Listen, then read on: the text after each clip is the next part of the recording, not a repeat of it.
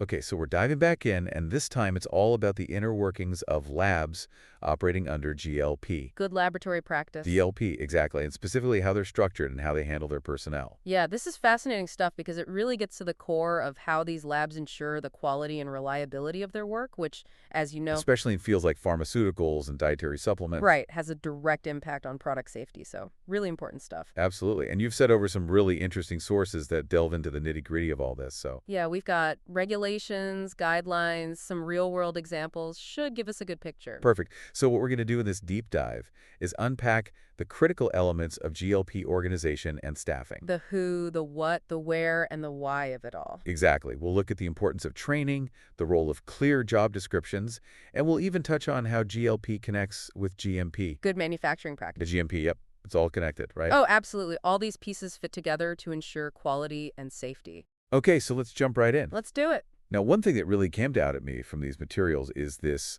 fundamental idea that someone has to be in charge of overall sanitation. Oh, absolutely. Whether you're talking about a GMP manufacturing plant, like what we see in parts 110 and 111, or a GLP testing lab, it's all about having competent individuals responsible for keeping things clean. Yeah, and those parts 110 and 111 really lay out the need for sanitary operations, They right? spell it out, no question. So it's not just a suggestion, it's like a core requirement. Exactly, and for good reason. Contamination can completely undermine the integrity of any study or product. Right, it all goes back to that. And when you look specifically at the GLP side, the regulations are very clear about everyone involved in a study having clearly defined responsibilities. Makes sense, you need to know who's doing what. Precisely. You can't just have a bunch of qualified people milling about.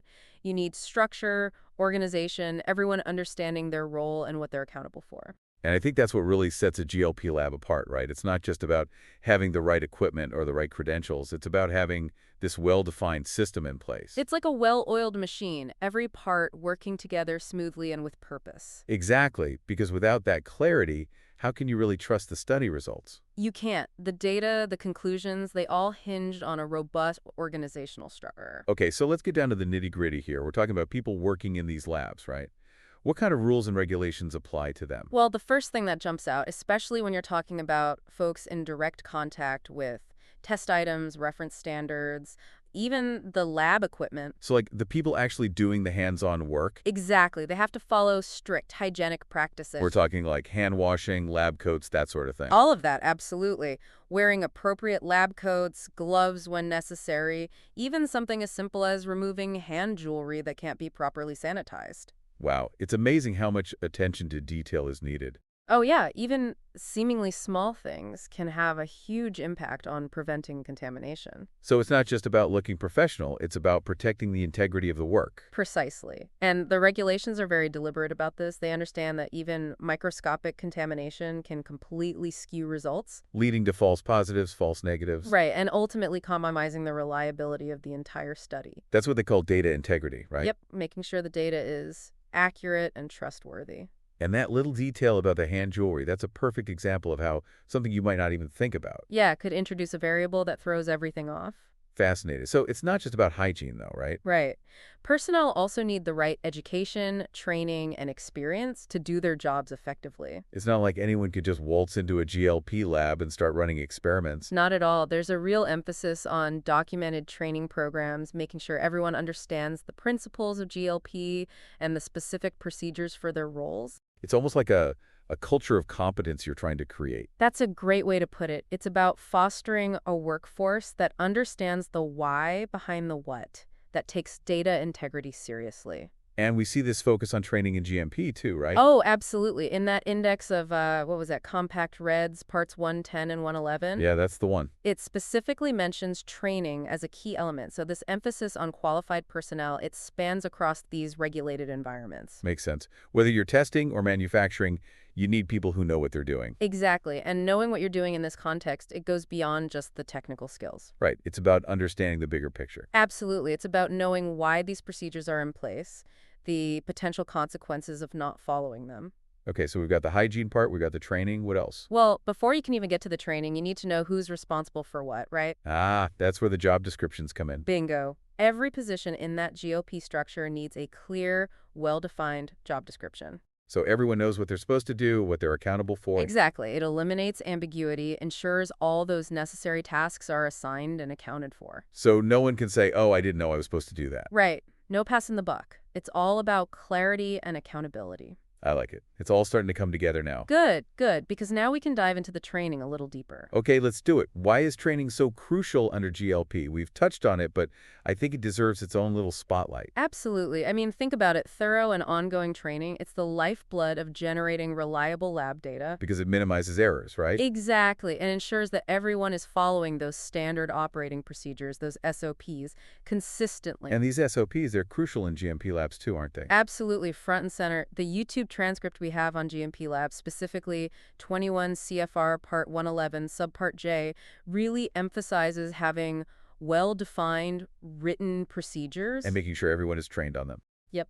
Whether it's a GLP lab doing safety testing or a GMP lab doing quality control on, say, dietary supplements, those SOPs are foundational. All about consistency, right? Making sure things are done the same way every time. Precisely, from running complex tests to documenting results to handling any deviations, those SOPs lay it all out. And when everyone is trained on them, it reduces the risk of errors. Significantly. And that's the ultimate goal, minimizing errors to ensure both product quality and patient safety. Okay, so back to the job descriptions for a minute. We talked about them preventing confusion, but what other benefits do they bring to maintaining quality in the lab? Well, when people have clearly defined roles and responsibilities, it fosters this sense of ownership. Pride in their work. Exactly. They understand their contribution to the bigger picture, and that makes them more likely to be invested in doing things right. Makes sense.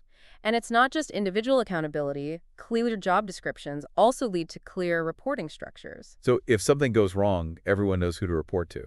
Exactly. Communication is streamlined, issues can be addressed quickly and efficiently. And those clear reporting structures, they're kind of a natural extension of having well-defined roles, right? Oh, absolutely. One flows into the other. It's like building a house. You need a strong foundation, and then everything else can be built on top of that. Perfect analogy. Okay, so we've talked a lot about GLP, but let's shift gears a bit and talk about how it interacts with GMP. Good manufacturing practice. Right. Our sources touch on both, and it's clear they're interconnected. Oh, they're definitely two sides of the same coin. So how would you describe their relationship? Well, you could say that GLP focuses on the non-clinical safety testing of products, like those toxicology studies done before a product even goes to market. While GMP focuses on the actual manufacturing of those products? Exactly. But even though their primary focus is different, they share a fundamental commitment to quality, documentation, and preventing contamination. And that GLP focus on having a well-organized team with clear roles and good training, it feeds into GMP, doesn't it? Absolutely, because it helps ensure the accuracy and consistency of those testing procedures. Which is critical for product safety under GMP. Couldn't have said it better myself. It's like GLP sets the stage, and then GMP takes it from there. A nice way to think about it. You know, the YouTube transcript on GMP Labs that we have, the one about 21 CFR Part 111, it really highlights the need for well-defined procedures, good facilities, robust controls, scientifically valid methods, and detailed documentation. All of which are central to GLP as well. Exactly. It shows how those two worlds, GLP and GMP, they're built on the same principles. They both recognize that contamination at any stage can have serious consequences. Whether it's invalidating test result under GLP, Or compromising the safety of the final product under GMP. so it's all connected. Deeply connected. Okay, so let's bring it all home. How does this emphasis on organization and personnel in GLP, how does it actually contribute to a culture of quality and product safety? Well, think about it. When an organization prioritizes clear roles, responsibilities, and good training,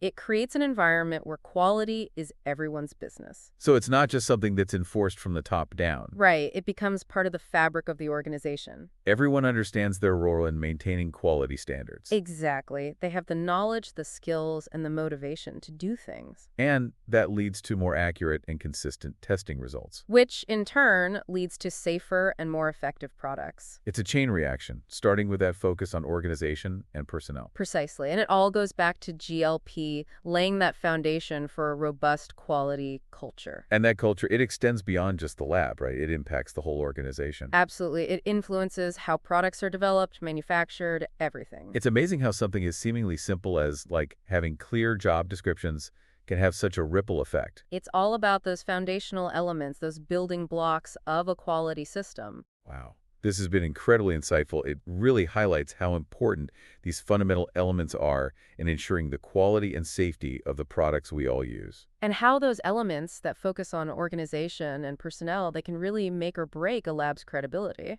Couldn't agree more. It makes you think about how these principles could be applied in other fields, too, where accuracy and reliability are so important. Absolutely. It's a question worth pondering. How can we ensure that organizations in all sectors are prioritizing quality and competence in their workforce? How can we foster that culture of excellence? Big questions, but important ones. Definitely food for thought. Well, on that note, we'll wrap up this deep dive. Thanks for joining us, and until next time, Thanks for having me. stay curious.